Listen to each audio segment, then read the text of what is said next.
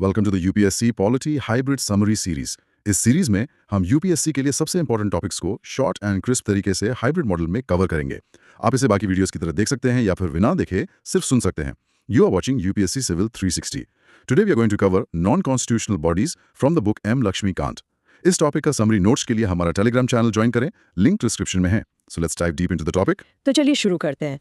जब हम पॉलिटी की तैयारी करते हैं तो हमारा सारा ध्यान कॉन्स्टिट्यूशन पर होता है, आर्टिकल्स, शेड्यूल्स, अमेंडमेंट्स। बिल्कुल। लेकिन गवर्नेंस का एक बहुत बड़ा हिस्सा उन बॉडीज से चलता है जिनका जिक्र कॉन्स्टिट्यूशन में है ही नहीं। हाँ। इन्हें हम नॉन कॉन्स्टिट्यूशनल बॉडीज कहते हैं। तो सवाल ये उठता है कि अगर संविधान बनाने वालों को इनकी जरूरत महसूस नहीं हुई तो हमें बाद में इन्हें बनाने की जरूरत क्यों पड़ी? ये एक बेहतरीन सवाल है और इसका जवाब मतलब मॉडर्न गवर्नेंस की कॉम्प्लेक्सिटी में छिपा है। आप ऐसे सोचिए कि सरकार एक जनरल फिजिशियन की तरह है जो पूरे देश का स्वास्थ्य देखती है। ओके। लेकिन जब कोई स्पेसिफिक और कॉम्प्लेक्स इशू आता है, जैसे फाइनेंशियल फ्रॉड हो, ह्यूमन राइट्स वायलेशन या करप्शन, तो आपको एक स्पेशलिस्ट की जरूरत पड़ती है। राइट। ये नॉन कॉन्स्टिट्यूशनल बॉडीज वही स्पेशलिस्ट्स हैं। इन्हें पार्लियामेंट किसी खास एक्ट के जरिए या फिर सरकार अपने एग्जीक्यूटिव पावर से बनाती है ताकि ये पर्टिकुलर डोमेन्स में डीप एक्सपर्टीज और फोकस्ड अटेंशन दे सके। अच्छा, तो ये सरकार के काम में चेक्स एंड बैलेंसेस और ट्रांसपेरेंसी लाने का एक वाइटल टूल है। एग्जैक्टली। मतलब ये गवर्नेंस के स्पेशलाइज्ड आर्म्स हो गए। हाँ, इन्हें मोटे तौर पर किन कैटेगरीज में बांटा जा सकता है ताकि एस्पिरेंट्स के लिए समझना आसान हो? बिल्कुल। इन्हें हम 3 मेन टाइप्स में क्लासिफाई कर सकते हैं। Number 1, statutory bodies. Statutory bodies एक एक्ट पास करके बनाती है। ओके। क्योंकि इनके पीछे कानून की शक्ति होती है, इनके पास क्लियर पावर्स, फंक्शंस और a good degree of autonomy होती है। जैसे नेशनल ह्यूमन राइट्स कमीशन या सेंट्रल विजिलेंस कमीशन, ये इसकी क्लासिक एग्जांपल्स हैं। तो स्टैट्यूटरी होने का मतलब है लीगल बैकिंग और ज्यादा अथॉरिटी। और दूसरी कैटेगरी क्या है? सेकंड कैटेगरी है एग्जीक्यूटिव बॉडीज। ये पार्लियामेंट के एक्ट से नहीं बल्कि सरकार के एक एग्जीक्यूटिव ऑर्डर या रेजोल्यूशन से बनती है। अच्छा। इसका सबसे बड़ा उदाहरण है नीति आयोग, जिसने प्लानिंग कमीशन को रिप्लेस किया। इनका स्ट्रक्चर ज्यादा फ्लेक्सिबल होता है क्योंकि सरकार जरूरत के हिसाब से रूल्स को बदल सकती है। पर इसी वजह से इनकी ऑटोनॉमी पर सवाल भी उठा होंगे। बिल्कुल, क्योंकि ये सीधे सीधे गवर्नमेंट कंट्रोल में होती हैं। और तीसरी है एडहॉक या एडवाइजरी बॉडीज। जैसा कि नाम से ही जाहिर है, ये टेम्पररी होती हैं। Okay, ad hoc. हाँ, इन्हें किसी स्पेसिफिक पर्पस के लिए बनाया जाता है और जब वो काम पूरा हो जाता है तो ये डिसॉल्व हो जाती हैं। जैसे लॉ कमीशन, जो समय समय पर लीगल रिफॉर्म्स रेकमेंड करने के लिए बनती है। या सरकारी कमीशन। करेक्ट, जिसे सेंटर स्टेट रिलेशंस को स्टडी करने के लिए बनाया गया था। Understood. Statutory, executive and ad hoc. Aspirants के लिए इतनी सारी बॉडीज को याद रखना थोड़ा चैलेंजिंग हो सकता है। क्या कोई सिंपल ट्रिक है? हाँ, एक काफी पॉपुलर मिनोमिक है जो इन मेजर बॉडीज को याद रखने में मदद करता है। अच्छा। Naughty heroes show info, vigilant CBI locate national disaster. चलिए इसे ब्रेक डाउन करते हैं। नॉटी से नीति आयोग। हाँ, हीरो से national human rights commission NHRC। Correct. शो से state human rights commission, info से सेंट्रल इंफॉर्मेशन कमीशन और स्टेट इंफॉर्मेशन कमीशन। बिल्कुल। विजिलेंस से सेंट्रल विजिलेंस कमीशन, सीबीआई से तो सेंट्रल ब्यूरो ऑफ इन्वेस्टिगेशन ही है। जी। लोकेट से लोकपाल एंड लोकायुक्तास, नेशनल से नेशनल इन्वेस्टिगेशन एजेंसी और डिजास्टर से नेशनल डिजास्टर मैनेजमेंट अथॉरिटी। ये तो काफी इफेक्टिव है। जी। तो निमोनिक की शुरुआत नीति आयोग से हुई। चलिए इसी पर सबसे पहले बात करते हैं। तो सबसे पहले नीति आयोग का बैकग्राउंड। अगस्त 2014 में गवर्नमेंट ने अनाउंस किया कि प्लानिंग कमीशन को रिप्लेस किया जाएगा और आखिरकार 1 जनवरी 2015 को नीति आयोग यानी national institution for transforming India को एस्टैब्लिश किया गया। यहाँ सबसे इंपॉर्टेंट पॉइंट जो नोट करना है वो ये है कि नीति आयोग को एक एग्जीक्यूटिव रेजोल्यूशन से बनाया गया है। अच्छा। इसका मतलब ये न तो कॉन्स्टिट्यूशनल बॉडी है और ना ही स्टैट्यूटरी बॉडी। ये इसके नेचर और पावर्स को डिफाइन करता है। तो सवाल उठता है कि आखिर प्लानिंग कमीशन को रिप्लेस करने की जरूरत ही क्यों पड़ी? वो तो 1950 से काम कर रहा था। इसके कई कारण थे। देखिए, प्लानिंग कमीशन एक कमांड इकोनॉमी के दौर के लिए आदर्श था, लेकिन लिबरलाइज्ड इकोनॉमी में वो रिडेंडेंट हो गया था। रिडंडेंट मतलब उसकी जरूरत खत्म हो गई थी। Right. उसका अप्रोच टॉप डाउन और वन साइज फिट्स ऑल था, जो इंडिया जैसे डाइवर्स देश के लिए ऑब्सोलीट हो चुका था। उसे तो एक पैरेलल कैबिनेट भी कहा जाने लगा था। बिल्कुल। और जिसमें स्टेट्स का कोई रिप्रेजेंटेशन नहीं था। इसीलिए एक ज्यादा फ्लेक्सिबल, कोऑपरेटिव और स्पेशलाइज्ड बॉडी की जरूरत महसूस हुई। Here's where it gets really interesting. NITI Aayog के की फीचर्स क्या हैं जो इसे प्लानिंग कमीशन से अलग बनाते हैं? सबसे बड़ा फर्क है इसका रोल। ये गवर्नमेंट का प्रीमियर पॉलिसी थिंक टैंक है। Think tank. हाँ, प्लानिंग कमीशन के टॉप डाउन मॉडल के अलावा NITI Aayog bottom up approach पे काम करता है। इसका मेन एम कोऑपरेटिव और कॉम्पिटिटिव फेडरलिज्म को बढ़ावा देना है, जहां स्टेट्स इक्वल पार्टनर्स हैं। इसके मेन ऑब्जेक्टिव्स क्या हैं? इसके कई ऑब्जेक्टिव्स हैं। पहला तो कोऑपरेटिव फेडरलिज्म प्रमोट करना, फिर स्ट्रेटेजिक और लॉन्ग टर्म पॉलिसी पर थिंक टैंक एक्सपर्टीज देना, सेंटर स्टेट्स और यूटीज के बीच कोलैबोरेशन फैसिलिटेट करना, और एक बहुत जरूरी पॉइंट, गवर्नमेंट का रोल प्रोवाइडर से इनेबलर में बदलना। अच्छा, और साथ ही टेक्नोलॉजी, इनोवेशन और एविडेंस बेस्ड गवर्नेंस को बढ़ावा देना। अब आते हैं इसके कॉम्पोजिशन पर, जो एग्जाम्स के लिए बहुत क्रूशल है। इसके चेयरपर्सन तो प्राइम मिनिस्टर होते हैं, हाँ। और इसकी गवर्निंग काउंसिल में सभी स्टेट्स के चीफ मिनिस्टर्स और यूनियन टेरिटरीज के सीएम्स या लेफ्टिनेंट गवर्नर्स होते हैं। यही इसके फेडरल कैरेक्टर को दिखाता है। करेक्ट। इसके अलावा रीजनल काउंसिल्स भी हैं। Correct. Regional councils specific issues के लिए बनाई जाती हैं जो एक से ज्यादा स्टेट्स को अफेक्ट करते हैं।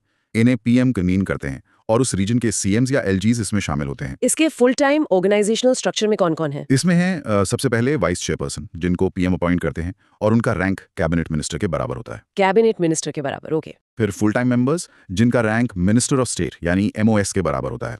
पार्ट टाइम मेंबर्स भी होते हैं, मैक्सिमम 2, जो लीडिंग यूनिवर्सिटीज या रिसर्च इंस्टीट्यूशन से हो सकते हैं, ताकि एकेडमिक एक्सपर्टीज भी मिले। एग्जैक्टली। और ex officio members, maximum 4, union ministers जिनको पीएम नॉमिनेट करते हैं।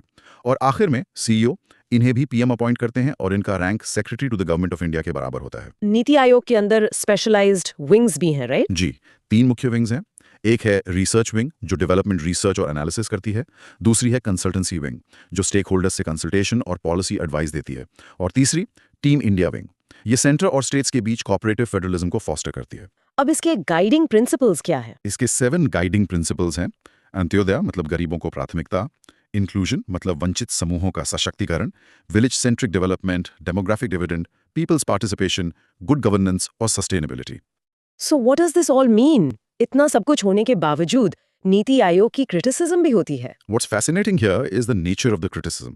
Opposition इसे फ्लफ या गिमिक्री कहती है। एक डर ये भी जताया जाता है कि इससे पॉलिसी डिसीजंस पर कॉर्पोरेट इन्फ्लुएंस बढ़ सकता है। और सबसे बड़ी आलोचना वो ये है कि इसके पास कोई स्टैट्यूटरी बैकिंग नहीं है, इसलिए इसकी रिकमेंडेशंस बाइंडिंग नहीं है। बाध्यकारी नहीं है। हाँ, बेहतर समझ के लिए एक बार प्लानिंग कमीशन को भी देख लेते हैं। जरूर।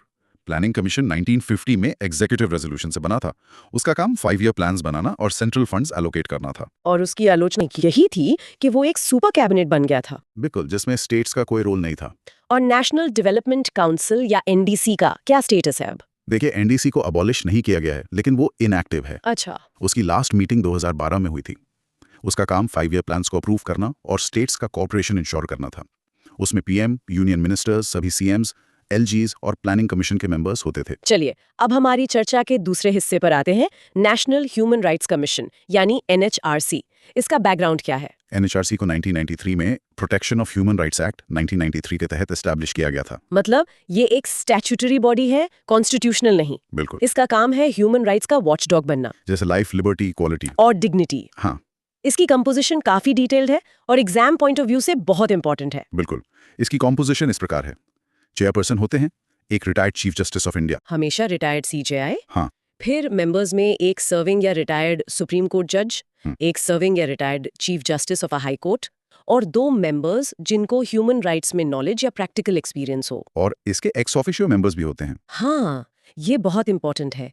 इसमें 4 नेशनल कमीशंस के चेयरपर्सन शामिल होते हैं। कौन कौन से? National commission for minorities, national commission for women, national commission for एससीज और नेशनल कमीशन फॉर एसटीज। इनकी अपॉइंटमेंट कैसे होती है? इनकी अपॉइंटमेंट प्रेसिडेंट एक कमेटी की रिकमेंडेशन पर करते हैं। उस कमेटी में होते हैं पीएम, जो चेयरपर्सन होते हैं, speaker Lok Sabha, deputy chairperson Rajya Sabha, दोनों सदनों के लीडर्स ऑफ अपोजिशन, हाँ, और यूनियन होम मिनिस्टर। और इनका टेन्योर कितना होता है? इनका टर्म 5 साल या 70 साल की उम्र तक, जो भी पहले हो, होता है। अच्छा, टेन्योर पूरा होने के बाद वो गवर्नमेंट के अंडर कोई और एम्प्लॉयमेंट नहीं ले सकते, उन्हें प्रेसिडेंट ही हटा सकते हैं।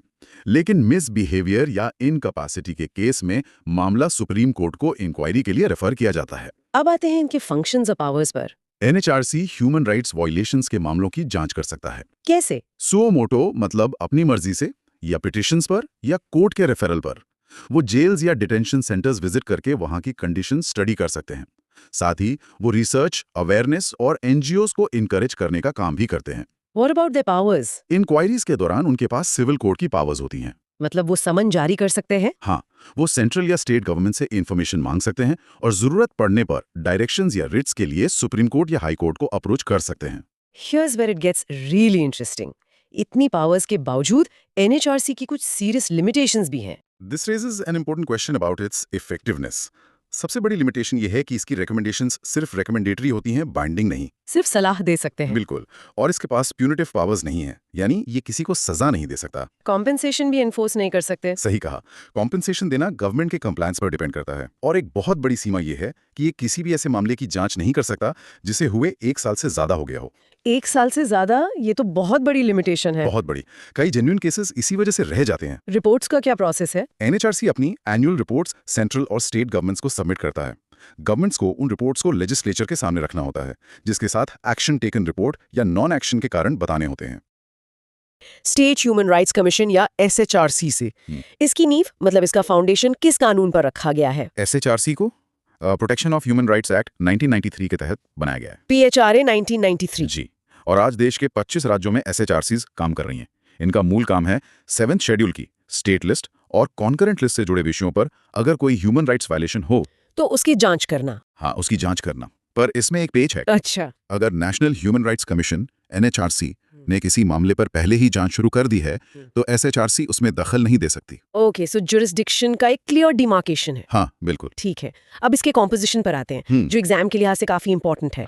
इसमें कौन कौन लोग होते हैं? इसमें एक चेयरपर्सन और 2 मेंबर्स होते हैं। और यहाँ 2019 के अमेंडमेंट ने एक बड़ा बदलाव किया। क्या बदलाव था? पहले सिर्फ हाई कोर्ट के रिटायर्ड चीफ जस्टिस ही चेयरपर्सन बन सकते थे, सिर्फ चीफ जस्टिस। अच्छा, सिर्फ CJ। लेकिन अब इस दायरे को बढ़ा दिया गया है और हाई कोर्ट के कोई भी रिटायर्ड जज इस पोस्ट के लिए एलिजिबल हैं। ओह, तो एलिजिबिलिटी क्राइटेरिया को थोड़ा रिलैक्स कर दिया है। हाँ, कह सकते हैं। इससे कैंडिडेट्स का पूल बढ़ जाता है। और बाकी 2 मेंबर्स, उनके लिए क्या योग्यता है? उन 2 मेंबर्स में से एक हाई कोर्ट का सर्विंग या रिटायर्ड जज होना चाहिए, या फिर एक डिस्ट्रिक्ट जज जिसे कम से कम 7 साल का अनुभव हो। ओके, सो एक मेंबर जुडिशरी से ही होगा। हाँ, जुडिशियल बैकग्राउंड से। और दूसरे मेंबर के लिए जरूरी है कि उन्हें ह्यूमन राइट्स के फील्ड में प्रैक्टिकल ज्ञान और अनुभव हो। तो आप देखें, इसका स्ट्रक्चर ऐसा है कि इसमें जुडिशियल एक्सपर्टीज और जमीनी अनुभव दोनों का बैलेंस बना रहे। ये तो हुई कॉम्पोजिशन के बाद। इनकी नियुक्ति यानी अपॉइंटमेंट कौन करता है? सुना है इसकी कमेटी काफी हाई पावर्ड होती है। हाँ, अपॉइंटमेंट गवर्नर करते हैं, लेकिन एक कमिटी की सिफारिश पर। इस कमिटी का डिजाइन पॉलिटिकल बैलेंस बनाने के लिए किया गया है। मतलब? इसके हेड होते हैं चीफ मिनिस्टर। ओके। और उनके साथ होते हैं असेंबली के स्पीकर, स्टेट के होम मिनिस्टर और सबसे जरूरी असेंबली में लीडर ऑफ ऑपोजिशन। तो इसका मतलब रूलिंग पार्टी और ऑपोजिशन दोनों की भागीदारी होती हाँ, है। बिल्कुल। और अगर किसी स्टेट में लेजिस्लेटिव काउंसिल भी है, मतलब बाइकैमरल लेजिस्लेचर है, हाँ, जहाँ विधान परिषद है, तो उसके चेयरमैन और वहाँ के लीडर ऑफ ऑपोजिशन भी इस कमेटी का हिस्सा होते हैं। आइडिया यही है कि अपॉइंटमेंट में सर्वसम्मति बने और सिर्फ रूलिंग पार्टी की ना चले। ये तो एक अच्छा चेक एंड बैलेंस सिस्टम लग रहा है। जी। अब आते हैं उस मुद्दे पर जहां से ऑटोनॉमी का सवाल शुरू होता है, tenure and removal. In bodies की आजादी के लिए फिक्स्ड टेन्योर बहुत जरूरी माना जाता है। क्या 2019 के अमेंडमेंट ने इस सिक्योरिटी ऑफ टेन्योर को किसी तरह से अफेक्ट किया? यही सबसे अहम बदलावों में से एक है। पहले इनका टर्म 5 साल या 70 साल की उम्र तक होता था। 5 साल, a standard term for many position. हाँ, 2019 के बाद इसे घटाकर 3 साल कर दिया गया है। क्या इसके पीछे कोई ऑफिशियल रीजन दिया गया? ऑफिशियली तो इसे इंटरनेशनल प्रैक्टिसेस से अलाइन करना बताया गया, लेकिन इसका एक दूसरा पहलू भी है। वो क्या? अब मेंबर्स रीअपॉइंटमेंट के लिए एलिजिबल हैं। अच्छा, तो 3 साल बाद उन्हें रीअपॉइंट किया जा सकता है। हाँ, और आलोचना करने वालों का कहना है कि छोटा टर्म और रीअपॉइंटमेंट की संभावना मेंबर्स पर एक अनकही दबाव बना सकती है कि वो सरकारी लाइन से अलग ना जाएं, ताकि उनका अगला टर्म सिक्योर रहे। ये तो इनकी आजादी पर एक गंभीर प्रश्न चिन्ह लगाता है। वैसे इन्हें हटाने का प्रोसेस क्या है? क्या गवर्नर इन्हें हटा सकते हैं जो इन्हें अपॉइंट करते हैं? नहीं, और यही इनकी सिक्योरिटी ऑफ टेन्योर का एक इम्पोर्टेंट सेफगार्ड है। अच्छा, अपॉइंटमेंट गवर्नर करते हैं, लेकिन इन्हें हटाने का अधिकार सिर्फ प्रेसिडेंट को है। ओह, गवर्नर अपॉइंट करते हैं पर रिमूव प्रेसिडेंट करते हैं। जी, और वो भी मनमाने ढंग से नहीं। अगर मिसबिहेवियर या इनकैपेसिटी का आरोप है तो प्रेसिडेंट को पहले मामला सुप्रीम कोर्ट को भेजना पड़ता है। ओके, सो एक प्रॉपर जुडिशियल इंक्वायरी होती है। हाँ, सुप्रीम कोर्ट की जांच के बाद ही उनकी सिफारिश पर प्रेसिडेंट एक्शन ले सकते हैं, इसलिए इन्हें हटाना आसान नहीं है। तो इनके कोर फंक्शंस क्या है? जमीन पर इनके पास क्या पावर्स है? आपने शुरू में क्वाजी जुडिशियल शब्द का इस्तेमाल किया था। हाँ, क्वाजी जुडिशियल। क्वाजी जुडिशियल यानी ये कोर्ट की तरह काम तो कर सकते हैं, गवाह बुलाना, सबूत मांगना, लेकिन ये पूरी तरह कोर्ट है नहीं, मतलब सजा नहीं सुना सकते, राइट? एग्जैक्टली। यही इनकी सबसे बड़ी पावर भी है और लिमिटेशन भी। इनके पास सिविल कोर्ट की सारी शक्तियां हैं जांच के दौरान। जैसे किसी को भी समन करना, किसी भी डॉक्यूमेंट को मांगना, एफिडेविट पर एविडेंस लेना। ये सुओ मोटो यानी खुद से किसी मामले का संज्ञान ले सकते हैं, जेल्स का इंस्पेक्शन कर सकते हैं और ह्यूमन राइट्स पर रिसर्च को बढ़ावा दे सकते हैं। लेकिन इनकी रिकमेंडेशंस का क्या स्टेटस है? क्या वो सरकारों पर बाइंडिंग होती हैं? नहीं, और ये इनकी इफेक्टिवनेस पर एक सीमा लगा देता है। मतलब ये सिर्फ सलाह दे सकते हैं। हाँ, इनकी रिकमेंडेशंस सिर्फ एडवाइजरी या सलाहकारी होती हैं। सरकार को बताना होता है कि उन्होंने रिकमेंडेशंस पर क्या एक्शन लिया, लेकिन वो उसे मानने के लिए बाध्य नहीं है। तो एक तरह से ये टूथलेस टाइगर जैसी सिचुएशन हो गई। कई मामलों में हाँ।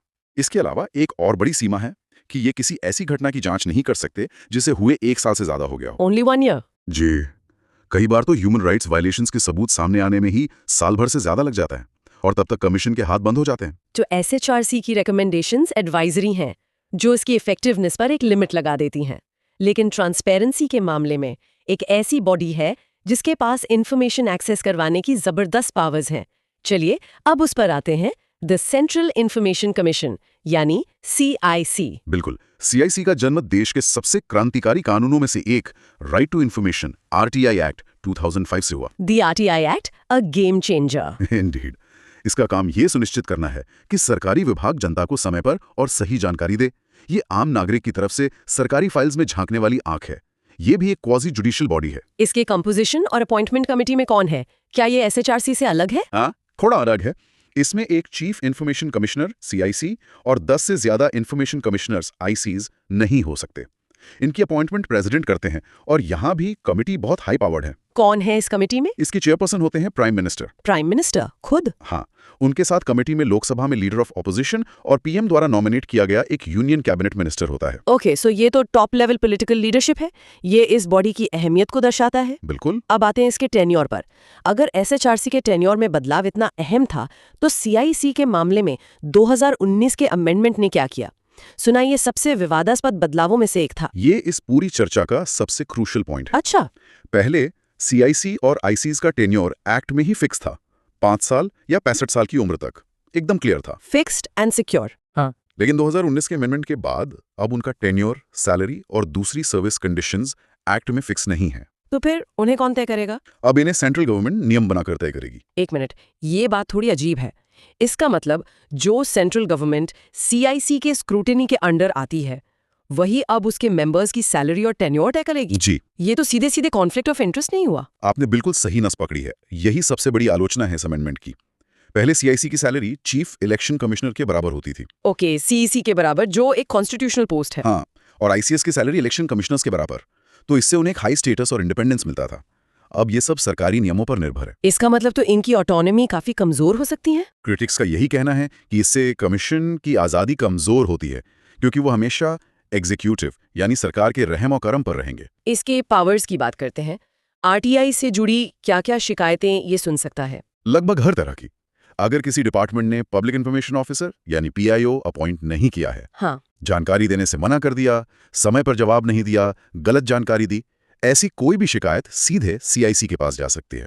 इसके पास सुओ मोटो जांच शुरू करने की भी पावर है। और इन्फॉर्मेशन एक्सेस करने के मामले में इसकी सबसे बड़ी पावर क्या है? जांच के दौरान CIC किसी भी पब्लिक अथॉरिटी से कोई भी रिकॉर्ड मांग सकता है और वो अथॉरिटी उसे देने से मना नहीं कर सकती, भले ही वो रिकॉर्ड क्लासिफाइड हो। हाँ, भले ही वो रिकॉर्ड ऑफिशियल सीक्रेट्स एक्ट जैसे किसी और कानून के तहत प्रोटेक्टेड क्यों ना हो।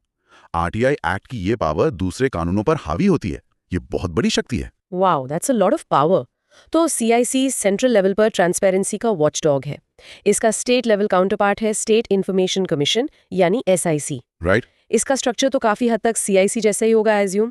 हाँ, स्ट्रक्चर ऑफ फंक्शंस लगभग वही हैं। अपॉइंटमेंट गवर्नर करते हैं, कमेटी में PM की जगह चीफ मिनिस्टर होते हैं और यूनियन मिनिस्टर की जगह state cabinet minister. Leader of opposition यहाँ भी होते हैं। ठीक है। कॉम्पोजिशन भी वही है, एक स्टेट चीफ इंफॉर्मेशन कमिश्नर और 10 तक स्टेट इंफॉर्मेशन कमिश्नर्स। लेकिन जहां मामला सच में अलग और इंटरेस्टिंग हो जाता है, वो है सर्विस कंडीशंस को लेकर। 2019 के अमेंडमेंट का SIC पर क्या असर हुआ? और यहाँ फेडरल स्ट्रक्चर का एक बहुत अहम सवाल उठता है। कैसे? CIC के तरह ही 2019 के अमेंडमेंट के बाद अब SIC के मेंबर्स का टेन्योर और सर्विस कंडीशंस भी सेंट्रल गवर्नमेंट ही तय करती है, स्टेट गवर्नमेंट नहीं। Wait a minute, body state level की, नियुक्ति स्टेट कमिटी कर रही है, काम स्टेट गवर्नमेंट के खिलाफ करना है, लेकिन उनकी सैलरी और टेन्योर सेंटर तय करेगा? जी हाँ। मतलब ये कुछ वैसा ही है कि स्टेट क्रिकेट टीम का कैप्टन कौन होगा ये तो स्टेट बोर्ड तय करे, लेकिन प्लेयर की मैच फीस BCCI तय करे। कंट्रोल कहीं और, काम कहीं और। आपकी एनालॉजी बिल्कुल सटीक है और यही आलोचना का बिंदु है। क्रिटिक्स का कहना है कि ये स्टेट की ऑटोनॉमी और फेडरल ढांचे पर एक प्रहार है। ये तो सीधा सीधा स्टेट्स के अधिकारों में दखलंदाजी लगती है। हाँ, स्टेट की एक बॉडी के सर्विस कंडीशंस सेंटर कैसे तय कर सकता है, ये एक बड़ा कॉन्स्टिट्यूशनल सवाल है। और इनके रिमूवल के बारे में क्या वो भी सेंटर के हाथ में है? रिमूवल में थोड़ा अलग है, इन्हें गवर्नर हटाते हैं। ग्राउंड्स वही हैं जो CIC SHRC के हैं। अच्छा, तो यहाँ गवर्नर के पास पावर है। हाँ, लेकिन यहाँ भी एक कैच है। मिसबिहेवियर या इनकम्पैसिटी के गंभीर मामलों में जांच सुप्रीम कोर्ट ही करता है। तो ये एक अहम न्यूआंस है जो एस्पिरेंट्स को नोट करना चाहिए। SHRC में प्रेसिडेंट हटाते हैं, SIC में गवर्नर, लेकिन गंभीर मामलों में जांच दोनों में सुप्रीम कोर्ट ही करता है। एग्जैक्टली। CVC एक तरह से उसी गवर्नमेंट के अंडर काम कर रही थी जिसके ऑफिशियल्स पर उसे नजर रखनी थी। अच्छा, तो उसकी ऑटोनॉमी पर हमेशा से एक सवाल था। तो उसे असली पावर कब मिली? असली पावर और इंडिपेंडेंस मिली लगभग 40 साल बाद, 2003 में, जब CVC एक्ट पास हुआ। और तब ये एक स्टैट्यूटरी बॉडी बन गई। एग्जैक्टली। स्टैट्यूटरी का मतलब भी है कि उसे पार्लियामेंट के एक्ट से बनाया गया है। अब वो किसी भी सरकार के आदेश से ऊपर है। ये डिस्टिंक्शन तो एग्जाम्स के लिए बहुत जरूरी है। Executive body versus statutory body. Absolutely. इस स्टैट्यूटरी स्टेटस ने इसे एक बहुत मजबूत नींव दी। पोजीशन पर आते हैं। इसमें एक सेंट्रल विजिलेंस कमिश्नर होते हैं जो चेयरपर्सन होते हैं, और उनकी मदद के लिए 2 और विजिलेंस कमिश्नर्स हो सकते हैं। हाँ, मैक्सिमम 2। पर यहाँ एक सवाल उठता है, अगर CVC को करप्शन रोकना है तो उसके मेंबर्स को अपॉइंट करने वाली कमिटी में खुद प्राइम मिनिस्टर और होम मिनिस्टर हैं। हाँ, ये बहुत इंटरेस्टिंग है। लीडर ऑफ ऑपोजिशन भी हैं। पर क्या ये एक तरह का कॉन्फ्लिक्ट ऑफ इंटरेस्ट नहीं बनाता? देखिए, इस कमेटी की जो बनावट है वो इसकी सबसे बड़ी ताकत भी है और शायद सबसे बड़ी कमजोरी भी। वो कैसे? ताकत इसलिए क्योंकि लीडर ऑफ ऑपोजिशन का होना एक पॉलिटिकल चेक एंड बैलेंस देता है। ये तय करता है कि कम से कम डिस्कशन तो हो। अच्छा, लेकिन कमजोरी ये है कि आखिरी फैसला तो मेजॉरिटी से ही होता है। जिसमें हमेशा रूलिंग पार्टी का पल्ला भारी रहेगा। सही बात है। तो ये एक लिमिटेड इंडिपेंडेंस है, एब्सोल्यूट नहीं। समझ गए। अब इनके टेन्योर और रिमूवल की बात करते हैं। इनका टर्म 4 साल या 65 साल की एज तक का होता है, जो भी पहले हो। और इन्हें हटाना आसान नहीं है, राइट? बिल्कुल नहीं। रिमूवल प्रोसेस काफी सख्त है। प्रेसिडेंट इन्हें हटा सकते हैं, पर सिर्फ कुछ स्पेसिफिक ग्राउंड्स पर, जैसे इंसॉल्वेंसी या अनसाउंड माइंड।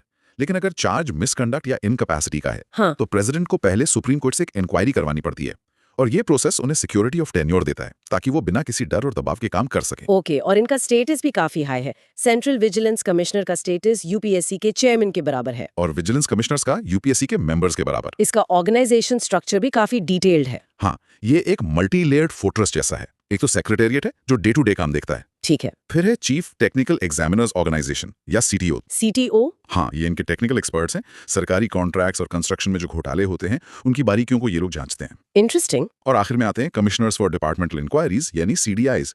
ये एक तरह से CVC के इंटरनल जजेस की तरह काम करते हैं। अच्छा, now here's where it gets really interesting. इसके फंक्शंस। ये प्रिवेंशन ऑफ करप्शन एक्ट 1988 के अंडर केसेस की इंक्वायरी करती है, पर इसका एक रोल CBI से भी तो जुड़ा है। करेक्ट, वो इसका सबसे पावरफुल फंक्शन है। CVC करप्शन से जुड़े मामलों में CBI के काम पर सुपरिंटेंडेंस रखती है। सुपरिंटेंडेंस मतलब एक तरह की निगरानी। निगरानी से भी ज्यादा, CVC ये देखती है कि CBI इन्वेस्टिगेशन ठीक से कर रही है या नहीं, और उन्हें डायरेक्शंस भी दे सकती है। तो CVC का रोल CBI के लिए एक कोच या एक अंपायर जैसा हो जाता है करप्शन के मामलों में। बहुत सही एनालॉजी है। CVC ये इंश्योर करती है कि CBI टीम रूल्स के मुताबिक खेल रही है। बिल्कुल। और एक और अहम फंक्शन है विसल ब्लोअर्स एक्ट 2014 के तहत जो कंप्लेंट्स आती हैं। हाँ, public interest disclosure and protection of informers act. Right. उन कंप्लेंट्स को CVC ही रिसीव करती है और विसल ब्लोअर की सुरक्षा भी इंश्योर करती है। तो CVC का एक काम CBI पर नजर रखना भी है। ये रिश्ता ही अपने आप में काफी दिलचस्प है। एक वॉचडॉग दूसरे वॉचडॉग पर पहरा दे रहा है। इसे बेहतर समझने के लिए चलिए अब सीधे CBI की ही दुनिया में चलते हैं और जानते हैं कि जिसे पिंजरे का तोता कहा जाता है उसके परों को ताकत मिलती कहाँ से है। बिल्कुल। और CBI की बात करें तो सबसे पहले ये क्लियर होना चाहिए कि इसकी लीगल स्टेटस बहुत अजीब है। अजीब कैसे? ये ना तो UPSC की तरह कॉन्स्टिट्यूशनल बॉडी है और ना ही CVC की तरह स्टैट्यूटरी बॉडी। तो फिर ये है क्या? ये एक नॉन स्टैट्यूटरी बॉडी है। ये अपनी सारी लीगल पावर्स एक बहुत पुराने कानून से लेती है, Delhi special police establishment act 1946। 1946 मतलब आजादी से भी पहले का कानून। हाँ, इसका ओरिजिन तो वर्ल्ड वॉर 2 के टाइम पर हुआ था, जब भ्रष्टाचार के मामलों की जांच के लिए स्पेशल पुलिस एस्टैब्लिशमेंट बनाया गया था। वाओ। और ये काम करती है department of personal and training मतलब DOPT के अंडर, जो सीधे प्राइम मिनिस्टर्स ऑफिस के नीचे आता है। तो यहीं से कंट्रोल वाला एंगल साफ दिखने लगता है। पर इसका सबसे कंट्रोवर्शियल एस्पेक्ट तो स्टेट्स के साथ इसका रिलेशन है। हाँ, ये फेडरलिज्म का एक बहुत बड़ा मुद्दा है। राइट। CBI को किसी भी स्टेट में जांच करने के लिए उस स्टेट गवर्नमेंट की कंसेंट यानी सहमति चाहिए होती है। और ये कंसेंट 2 तरह की होती है, राइट? जनरल और स्पेसिफिक। बिल्कुल। जनरल कंसेंट जो स्टेट्स आमतौर पर देकर रखते हैं और स्पेसिफिक कंसेंट जो हर केस के लिए अलग से लेनी पड़ती है। और हाल ही में हमने देखा है जैसे वेस्ट बंगाल या महाराष्ट्र में कि स्टेट्स ने अपनी जनरल कंसेंट विथड्रॉ कर ली। हाँ, और इसी से सीबीआई वर्सेस स्टेट्स की फेडरलिज्म डिबेट शुरू होती है। तो ऐसे में सीबीआई के हाथ बन जाते हैं, वो कुछ नहीं कर सकती। काफी हद तक स्टेट की मर्जी के बिना वो उस स्टेट में कोई नया केस रजिस्टर नहीं कर सकती। लेकिन इसका कोई एक्सेप्शन तो होगा। हाँ, एक है सुप्रीम कोर्ट या हाई कोर्ट्स। अच्छा, वो अपने कॉन्स्टिट्यूशनल पावर्स मतलब आर्टिकल 142 या 226 का इस्तेमाल करके सीबीआई को किसी भी केस की इन्वेस्टिगेशन का ऑर्डर दे सकते हैं। और तब स्टेट कंसेंट की जरूरत नहीं पड़ती? नहीं, तब नहीं पड़ती। मतलब जुडिशरी इस मामले में फेडरल स्ट्रक्चर को बाईपास कर सकती है? Absolutely, the judiciary acts as the ultimate arbiter here. अब आते हैं सीबीआई डायरेक्टर की अपॉइंटमेंट पर, जिसमें पिछले कुछ सालों में एक बहुत बड़ा बदलाव आया है। क्या बदलाव आया? पहले सिलेक्शन कमेटी में ब्यूरोक्रेट ज्यादा होते थे, लेकिन लोकपाल एंड लोकायुक्तास एक्ट 2013 के बाद अब डायरेक्टर की अपॉइंटमेंट एक बहुत हाई लेवल कमेटी करती है। और इस नई कमेटी में है prime minister as chairperson, Lok Sabha के लीडर ऑफ ऑपोजिशन और सबसे important chief justice of India या उनके द्वारा नॉमिनेट किया गया सुप्रीम कोर्ट का कोई जज। वाओ, ये तो बहुत बड़ा बदलाव है। ये सीबीआई डायरेक्टर के पोस्ट को जबरदस्त ऑटोनॉमी और क्रेडिबिलिटी देने की दिशा में एक मील का पत्थर माना जाता है। मतलब जब जुडिशरी और ऑपोजिशन दोनों सिलेक्शन प्रोसेस में डायरेक्टली इन्वॉल्व हो तो पॉलिटिकल इन्फ्लुएंस का साया कम हो जाता है। बिल्कुल। और सीवीसी एक्ट 2003 ने डायरेक्टर के लिए 2 साल का फिक्स टेन्योर भी इंश्योर किया ताकि उन्हें बीच में हटाया ना जा सके। अब इसके फंक्शंस को देखते हैं। एंटी करप्शन तो इसका कोर फंक्शन है ही। हाँ, वो तो है ही।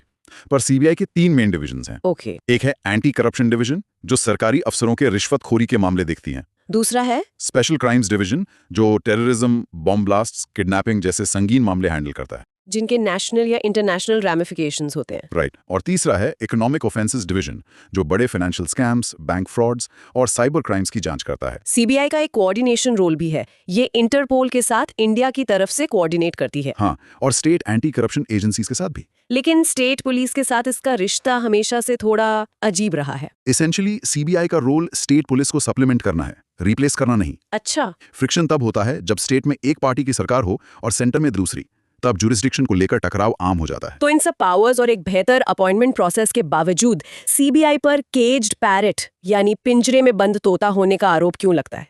ये आवाज तो खुद सुप्रीम कोर्ट की तरफ से आई थी। बिल्कुल। और ये केज्ड पैरेट वाली टिप्पणी सीबीआई के इतिहास का शायद सबसे बड़ा दाग है। सुप्रीम कोर्ट का क्या मतलब था इससे? उनका कहना था कि सीबीआई अपने मालिक यानी सेंट्रल गवर्नमेंट की बोली बोलती है।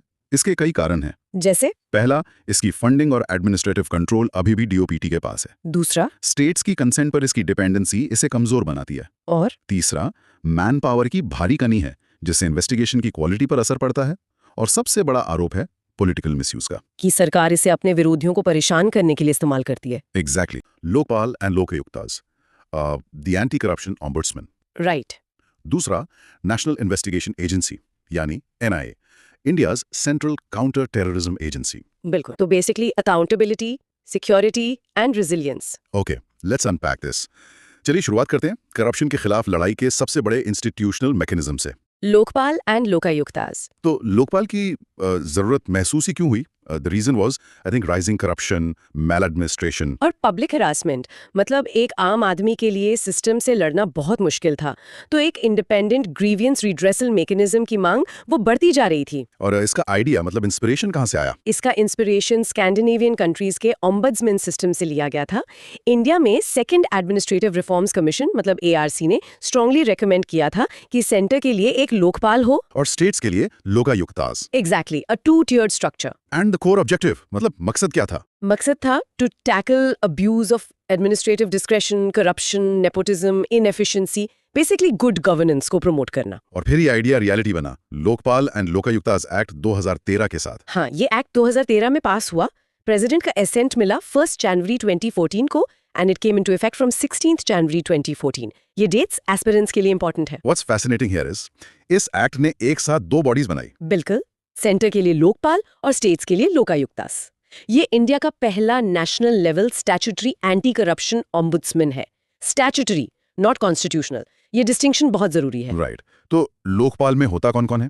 इसकी कॉम्पोजिशन क्या है? इसमें एक चेयरपर्सन होते हैं और अ मैक्सिमम ऑफ 8 मेंबर्स। और इनके बैकग्राउंड पे भी कुछ कंडीशंस है, राइट? हाँ, and the composition is very specific. 50% members judicial field से होने चाहिए and 50% members SC, ST, OBC, minorities, women category से होने चाहिए। मतलब डाइवर्सिटी और जुडिशियल एक्सपर्टीज दोनों का बैलेंस। बिल्कुल।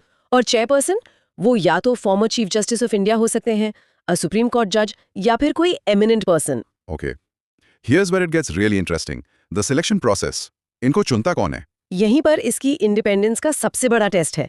एक high level 5 member selection committee इन्हें चुनती है। और इस कमेटी में कौन-कौन है? इस कमेटी में शामिल है प्राइम मिनिस्टर, जो इसके चेयरपर्सन होते हैं, ओके, फिर speaker of Lok Sabha, right, leader of opposition in Lok Sabha, okay, check and balance के लिए, हाँ, और चीफ जस्टिस ऑफ इंडिया और देयर नॉमिनी, मतलब सुप्रीम कोर्ट का कोई और जज। और पांचवा मेंबर एक एमिनेंट जूरिस्ट होता है, जिसे बाकी 4 मेंबर्स मिलकर सिलेक्ट करते हैं। तो एक तरह से पॉलिटिकल एग्जीक्यूटिव, लेजिस्लेचर, ऑपोजिशन और जुडिशरी सबका रिप्रेजेंटेशन है। प्रिसाइसली। और इस कमेटी की हेल्प के लिए एक सर्च कमेटी भी होती है, जो पोटेंशियल कैंडिडेट्स का एक पैनल तैयार करती है। सो what does this all mean? मतलब कौन-कौन लोकपाल के दायरे में आता है? इसका जुरिस्डिक्शन क्या है? The list is pretty long. हाँ, और यही इसकी ताकत है। प्राइम मिनिस्टर भी इसके दायरे में आते हैं। लेकिन पीएम के लिए कुछ स्पेशल रिस्ट्रिक्शंस हैं, है ना? हाँ, है।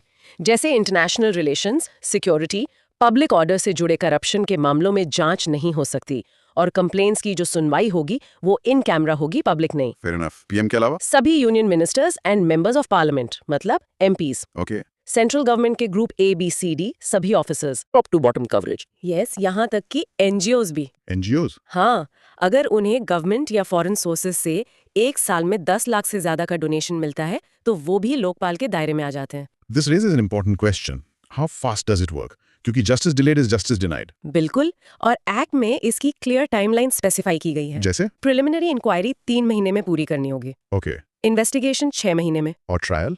ट्रायल 1 साल में, और अगर करप्शन साबित हो जाता है तो पनिशमेंट 7 से 10 साल तक की सजा हो सकती है। लेकिन challenges भी तो होंगे, कोई सिस्टम परफेक्ट नहीं होता। इसका सबसे बड़ा ड्रॉबैक क्या है? शायद सबसे बड़ा ड्रॉबैक ये है कि लोकपाल सुओ मोटो यानी खुद से एक्शन नहीं ले सकता। It can only act on a complaint. मतलब कोई शिकायत करेगा तभी जांच होगी? एग्जैक्टली। और भी मुद्दे हैं। झूठी कंप्लेंट करने पर हेवी पेनल्टी का प्रावधान है। इससे तो विसल ब्लोअर्स डिस्करेज हो सकते हैं। हो सकते हैं, एक डर तो रहता ही है। प्लस पीएम के खिलाफ कंप्लेंट का प्रोसीजर बहुत ओपेक और मल्टी लेवल स्क्रूटनी वाला है। राइट। और एक और पॉइंट, कंप्लेंट फाइल करने के लिए 7 साल का रिकॉर्ड रखना जरूरी है। मतलब 7 साल से पुराने मामले नहीं उठाए जा सकते। तो ये तो हुई केंद्र की बात। अब आते हैं स्टेट्स पर। लोकायुक्तास। हाँ, स्टेट्स की कहानी थोड़ी ज्यादा कॉम्प्लेक्स है। कॉम्प्लेक्स कैसे? देखिए, कई स्टेट्स में 2013 एक्ट से पहले भी लोकायुक्तास थे। Karnataka was the first state back in 1984। Oh, 1984, काफी पहले। Yes. So if we connect this to the bigger picture, states में यूनिफॉर्मिटी नहीं है, बिल्कुल भी नहीं। हर स्टेट का अपना स्ट्रक्चर, अपना अपॉइंटमेंट प्रोसेस और अपना जुरिस्डिक्शन है। मतलब एक स्टेट का लोकायुक्ता दूसरे से बिल्कुल अलग हो सकता है? हाँ, कहीं सिर्फ लोकायुक्ता है तो कहीं लोकायुक्ता और उप लोकायुक्ता दोनों हैं, जैसे महाराष्ट्र और कर्नाटका में। और अपॉइंटमेंट वो कौन करता है? अपॉइंटमेंट गवर्नर करते हैं on the recommendation of a committee. Committee.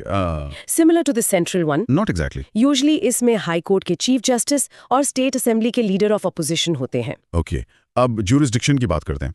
क्या चीफ मिनिस्टर इनके दायरे में आते हैं? ये सबसे बड़ा डिफरेंस है। ज्यादातर स्टेट्स में चीफ मिनिस्टर इंक्लूडेड है, but some states like MP, UP, Bihar, Rajasthan and Orissa वो CM या मिनिस्टर्स को एक्सक्लूड करते हैं। तो पावर में भी फर्क होगा? बिल्कुल। लोकायुक्तास कंप्लेंट्स पर एक्शन ले सकते हैं, और कुछ स्टेट्स में सुओ मोटो पावर भी है। But not all states. नहीं, UP, MP और असम में सुओ मोटो पावर नहीं है। और सबसे क्रिटिकल पॉइंट, इनकी रिकमेंडेशंस का क्या स्टेटस है? बाइंडिंग है या एडवाइजरी? यही तो क्रक्स है। ज्यादातर लोकायुक्तास की रिकमेंडेशंस एडवाइजरी होती हैं, बाइंडिंग नहीं। एडवाइजरी मतलब सरकार बस सलाह मान सकती है, मानना जरूरी नहीं। एग्जैक्टली। स्टेट गवर्नमेंट को एक्शन ना लेने पर सिर्फ एक एक्सप्लेनेटरी मेमोरेंडम देना होता है असेंबली में। Okay, let's unpack our next body, the NIA, national investigation agency. हाँ, तो जहां लोकपाल एक इंटरनल चैलेंज मतलब करप्शन से निपटता है, वहीं NIA एक एक्सटर्नल थ्रेट से, टेररिज्म। इसका कॉन्टेक्स्ट है 2008 का मुंबई टेरर अटैक। राइट, वो एक टर्निंग पॉइंट था इंडिया की इंटरनल सिक्योरिटी के लिए। बिल्कुल।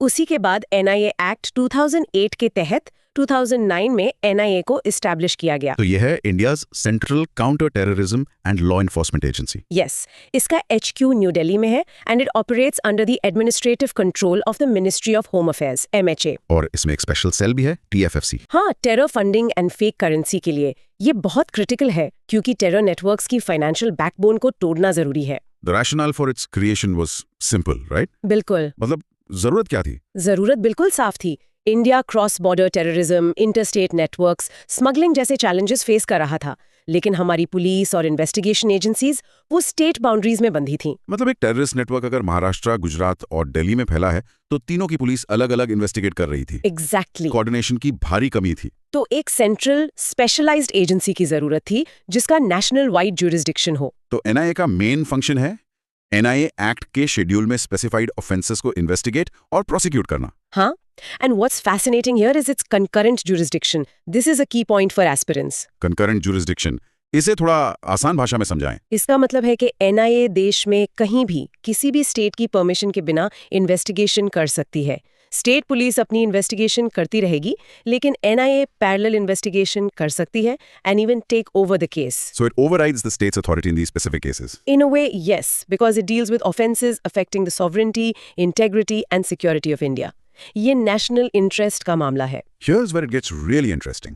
2019 में एक अमेंडमेंट से इसकी पावर्स को और एक्सपैंड किया गया। हाँ, 2019 का अमेंडमेंट बहुत सिग्निफिकेंट था। क्या थे की चेंजेस? पहला, एनआईए अब इंडिया के बाहर इंडियन सिटीजन्स या इंडियन इंटरेस्ट के खिलाफ हुए क्राइम्स को भी इन्वेस्टिगेट कर सकती है। वाओ, तो इसका रीच अब इंटरनेशनल हो गया। यस। दूसरा, इसका jurisdiction human trafficking, counterfeit currency, manufacture and sale of prohibited arms, cyber terrorism and explosive substances तक एक्सपैंड कर दिया गया। ये सब टेरर फाइनेंसिंग और नेटवर्क से जुड़े हुए हैं। एग्जैक्टली।